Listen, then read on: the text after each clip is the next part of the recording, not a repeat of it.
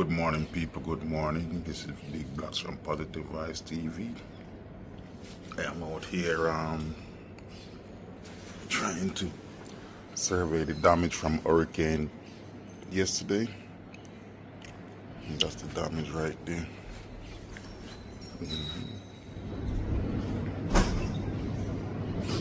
Got on the ground.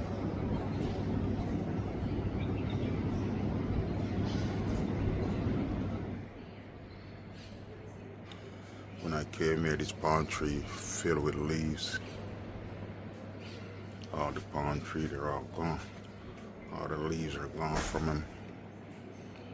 All the plantain trees are down. Enough avocados over there.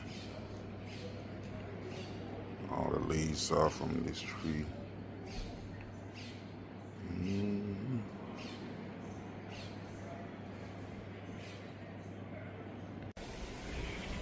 The aftermath of Hurricane Beryl ripped down this fence, and people look over there. The coke that breadfruit tree that I showed you guys a couple days ago. That breadfruit tree was loaded with breadfruit. Look at it, it's all down to the ground. And this one too, it's all stripped. Powerful storm, man. A whole bunch of things went down.